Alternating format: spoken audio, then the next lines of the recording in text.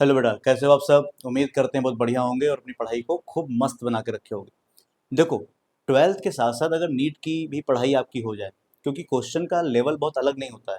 NEET का level और twelfth का लेवल आज के टाइम पे लगभग मैच कर रहा है। मतलब अगर आप एक की तैयारी करेंगे तो दूसरी की तैयारी अपने आप हो जाएगी, अगर आप अच्छे लेवल से पढ़ रहे हो तो। इसी चीज़ को मैंने ध्यान में रखते हुए एक टॉप 20 क्वेश्चंस की सीरीज लेके आया हूँ, जिसमें करेंगे क्या हम कि 20 क्वेश्चंस हर एक चैप्टर से लगाएंगे। और वो 20 क्वेश्चन आपके ट्वेल्थ में वर्क करेगा और ट्वेल्थ के साथ साथ नीट के अंदर भी वर्क करेगा। मतलब नीट में भी वैसे क्वेश्चन आते होंगे, क्योंकि आपको पता है बहुत सारे ऐसे क्वेश्चंस होते हैं जो ट्वेल्थ लेवल पे भी आते हैं और नीट या कोई भी कंपटीशन लेवल हो वहाँ भी आता है। तो हम उन क्वेश्चंस को लगाने वाले हैं। तो टॉप 20 का सीरीज है। हम टॉप 20 क्वेश्चन एक में नहीं बताएंगे, कई सारे क्वेश्चंस की वीडियोस लेके आएंगे, जिससे कि वीडियो आपके लिए बहुत लॉन्ग ना होने पाए, आप कम टाइम के अंदर अच्छा कंटेंट पाओ। ठीक है, तो बेटा ज़्यादा बात ना करते हुए हम लोग chapter 1 electric charge and field में क्वेश्चन नंबर 1 पे चलते हैं कि आखिर क्वेश्चन नंबर 1 कहना क्या चाहता है। ठीक है, तो हम क्वेश्चन नंबर 1 देखेंगे। देखो, क्वेश्चन नंबर 1 देखने से पहले पहले पढ़ लेते हैं कि आखिर क्वेश्चन नंबर 1 कह क्या रहा है। क्वेश्चन नंबर 1 में बोल रहा है two charged sphere A and B. यहाँ पे दो चार्ज स्फेयर हैं A and B, having their radii in the ratio of 1:2। देखो, दो चार्ज हैं तो हम मान लेते हैं यहाँ पे R A ratio R B. कह रहा है कि यहाँ पे दो स्फेयर हैं, कौन कौन से, ए और बी, और दोनों की रेडियस का जो रेशियो है वो 1:2 है। तो हमने भी वही काम किया, हमने आर ए मान लिया 1, आर बी मान लिया 2, तो 1:2 हो गया। अब आगे बोल रहा है are connected together with a conducting wire, किसी वायर से कनेक्ट कर दिए गए दोनों। The ratio of their surface charge density, तो सरफेस चार्ज डेंसिटी का रेशियो क्या होगा। अच्छा, सरफेस चार्ज डेंसिटी का रेशियो मतलब sigma A upon sigma B की वैल्यू आपसे पूछा हुआ है कि इसकी वैल्यू क्या आएगी। अच्छा, अगर मैं आपसे पूछूं कि सिग्मा ए क्या हो जाएगा।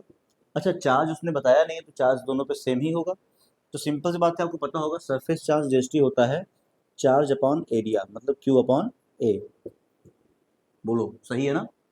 अच्छा, स्फेयर है, स्फेयर के लिए एरिया क्या होगा, तो आप कहेंगे स्फेयर के लिए एरिया हो जाएगा आपका 4 पाई r स्क्वायर। पता है ना स्फेयर का एरिया कितना होता है, 4 पाई r स्क्वायर। तो क्या यहाँ पर हम q upon 4 pi r square, और आपने ए वाले के लिए रेडियस कितना माना है आर ए, तो यहाँ पे आर के नीचे क्या लगा दो, आर ए लगा दिया हमने। बिल्कुल ऐसे ही आप बताओ, क्या सिग्मा बी की value q upon 4 pi r b square होगी कि नहीं होगी, क्योंकि वो भी स्क्वायर है। तो सिंपल सी बात है कि यहाँ पे q अपॉन क्यू मतलब चार्ज अपॉन एरिया, तो area 4 pi r b square हो जाएगा ना। तो आपने यहाँ पे सिग्मा ए की वैल्यू निकाल लिया, सिग्मा बी की वैल्यू निकाल लिया। पूछा क्या है आपसे, ratio of the surface charge density. तो सिंपल सी बात है कि sigma A,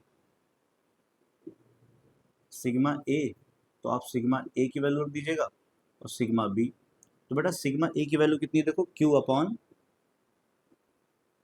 4 pi r a square upon sigma B की वैल्यू कितना है, Q upon 4 pi r b square.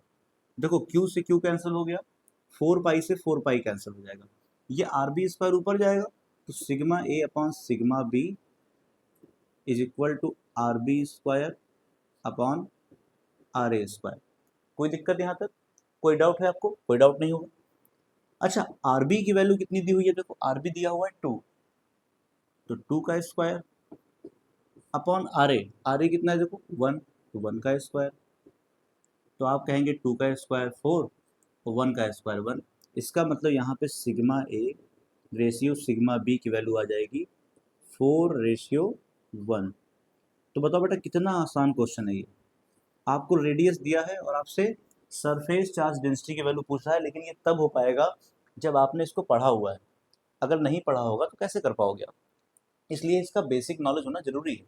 ये क्वेश्चन CBSE 21 में आया हुआ भी है, CBSE 2021 में ये क्वेश्चन पूछा गया था। तो इसलिए इस पर्पज से भी आपको पता होना चाहिए, क्योंकि ये PYQ भी आपका हो गया।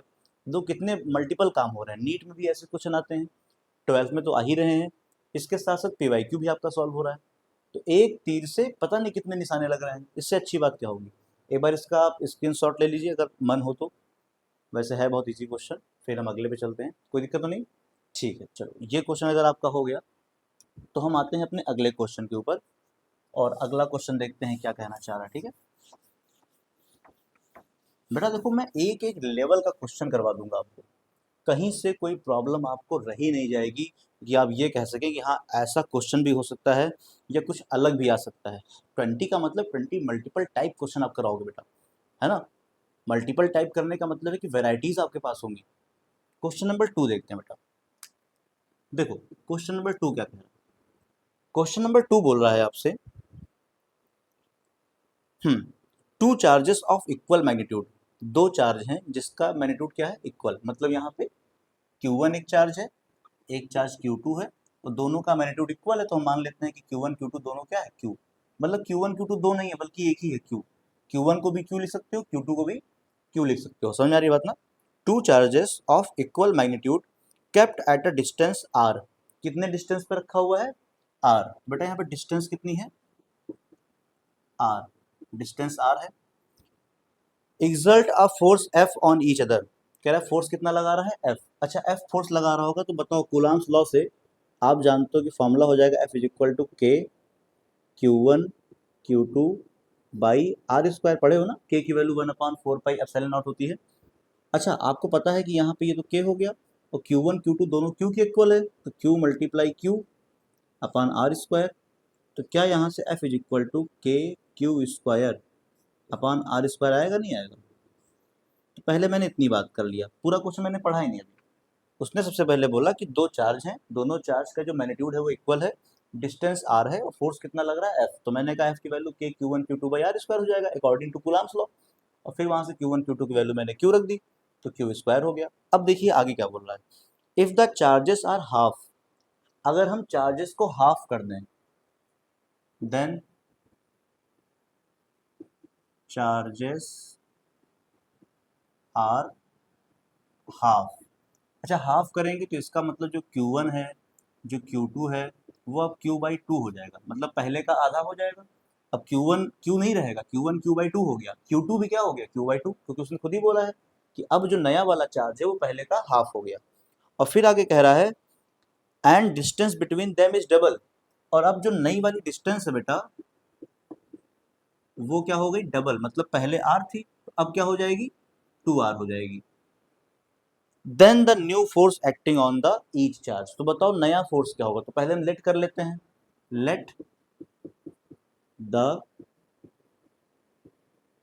New force is F dash, क्योंकि पहले वाला फोर्स मैंने F माना था, तो न्यू वाला फोर्स F डैश मान लिया। अच्छा फिर कूलम्ब्स लॉ लगा दो, तो F डैश की वैल्यू क्या होती है, K Q1 Q2 by R square. तो K Q1 Q2 by R square. लेकिन बेटा आपको पता है कि अब यहाँ r नहीं है, क्या है, 2r है, तो किसका स्क्वायर होगा, 2r का स्क्वायर। और k लिखा मैंने, Q1 की वैल्यू कितनी है, Q/2, क्योंकि पहले की हाफ हो गई है ना। Q2 कितना हो गया, वो भी पहले का हाफ हो गया है। और 2r का स्क्वायर मतलब हो गया 4r स्क्वायर। कोई दिक्कत यहाँ तक, कोई दिक्कत नहीं होगी। अब देखो F dash equal to K, अच्छा Q और Q क्या हो जाएगा, Q स्क्वायर अपॉन 2 2 जा 4, और ये 4 कहाँ आ जाएगा, अपॉन में कितना हो जाएगा, 16r स्क्वायर। कोई दिक्कत तो नहीं। देखो Q और Q स्क्वायर हो गया, 16 2 2 जा 4 और 4 नीचे आ गया, तो 4 4 जा 16 और ये आर स्क्वायर। ये बताओ क्या इसको F dash equal to 1/16 multiply KQ square R square लिख सकते हैं। आप कहेंगे बिल्कुल लिख सकते हैं, क्योंकि 1/16 मैंने अलग लगा लिया, बचा क्या, K बचा, Q स्क्वायर बचा, अपॉन में आर स्क्वायर बच गया, कोई दिक्कत तो नहीं। और KQ square by R square की वैल्यू क्या थी, देखो बेटा यहाँ पर F थी, तो क्या यहाँ पे हम कह सकते हैं कि F dash equal to 1/16 multiply F, या कह सकते हैं जो न्यू फोर्स आएगा वो F/16 हो जाएगा। मतलब नया वाला फोर्स आपका पुराने वाले फोर्स का 1/16 हो जाएगा। कितना अच्छा क्वेश्चन बेटा, ये वाला आपका क्वेश्चन गजब का है, ये नीट में भी आ चुका है और क्लास 12th के अंदर भी आ चुका है। एक बार इसकी आप फोटो ले लीजिए, स्क्रीनशॉट ले लीजिए, ठीक है। यहाँ पे कोई दिक्कत तो बताओ, कोई दिक्कत नहीं होगी, ठीक है। चलो ये क्वेश्चन भी हो गया, समझ में आ गया होगा। अगर कोई डाउट है एक बार फिर से रिकैप करके देख लो। वैसे डिफिकल्ट नहीं था ये क्वेश्चन, बस एक बार आपको लगाना पड़ेगा, गुजरना पड़ेगा पूरे से। अगर आप एक बार क्वेश्चन लगा लोगे तो कोई डाउट ही नहीं रह जाएगा बेटा। ऐसे क्वेश्चंस एग्जाम में आना स्टार्ट हो गए हैं। अब आपसे डायरेक्ट खुला नहीं पूछता है कि आपको उसने Q1 Q2 की वैल्यू दे दिया, R की वैल्यू दे दिया और आपने पुट करके आंसर निकाल लिया। अब वो जमाने चले गए। अब इस तरीके के क्वेश्चन आते हैं। एक थर्ड क्वेश्चन देखते हैं बेटा, ये भी आया हुआ क्वेश्चन है और इसके ऊपर नीट में क्वेश्चन दिया चुका है इस तरह के क्वेश्चन के ऊपर। देखिए क्वेश्चन नंबर थर्ड कह रहा है a particle of mass m, एक पार्टिकल है जिसका मास m है, कैरिंग चार्ज q, चार्ज कितना है q, is kept at a rest में रखा हुआ है, in a uniform electric field E, electric field कितनी है E है, एंड देन रिलीज, मतलब पहले रेस्ट में था बाद में रिलीज करते हैं, मतलब इनिशियल वेलोसिटी 0 हो जाएगी और फाइनल वेलोसिटी हम कुछ भी मान लेंगे v मान लेंगे। If the particle move through a distance y, then kinetic energy attained by the particle, मतलब हमको निकालना क्या है बेटा, काइनेटिक एनर्जी निकालना है। काइनेटिक एनर्जी कितनी होगी, ठीक है। अब सुनिए आप, देखो बेटा सबसे पहले आपको एक बात पता है कि जो फोर्स होता है, फोर्स पे छोड़ो आप, पहले आपने क्लास 11 पढ़ा होगा वर्क एनर्जी थ्योरम, तो वहां पढ़ा होगा वर्क होता है चेंज इन काइनेटिक एनर्जी, याद है कि नहीं याद है, चेंज इन काइनेटिक एनर्जी, मतलब W इज इक्वल टू के एफ माइनस के आई। के एफ का मतलब फाइनल काइनेटिक एनर्जी और के आई का मतलब इनिशियल काइनेटिक एनर्जी, पढ़े हो ना। अच्छा, इनिशियल काइनेटिक एनर्जी, आपको पता है कि बॉडी या कोई पार्टिकल इलेक्ट्रॉन, जो इलेक्ट्रॉन था वो स्टार्टिंग में रेस्ट में था। अच्छा, अगर स्टार्टिंग में रेस्ट में रहेगा तो उसकी इनिशियल वेलोसिटी क्या होगी, 0, और जब इनिशियल वेलोसिटी ही 0 होगी तो इनिशियल काइनेटिक एनर्जी क्या होगी, ऑब्वियस सी बात है कि वो भी 0 होगा। जब आपका इनिशियल, आपका सिंपल सी बात है कि आपकी इनिशियल वेलोसिटी ही 0 है तो आपका इनिशियल काइनेटिक एनर्जी भी 0 रहेगा। क्यों, इसका मतलब है आप कह सकते हैं कि वर्क इज इक्वल टू के एफ माइनस 0। अच्छा, 0 कैसे हो रहा है, बात समझ में आ रही है ना, क्योंकि ये हाफ एम यू स्क्वायर हो जाएगा, पता है ना, एम वी स्क्वायर, लेकिन अब यहाँ पे इनिशियल तो यू लिखते हैं तो यू ही 0, तो पूरा 0 हो जाएगा ना। जब इनिशियली वो रेस्ट में था तो क्या कोई वेलोसिटी, कोई एनर्जी होगी, नहीं होगी। इसका मतलब आप कह सकते हैं जो वर्क है वही क्या है, इसकी काइनेटिक एनर्जी, फाइनल को हमने काइनेटिक एनर्जी लिख लिया।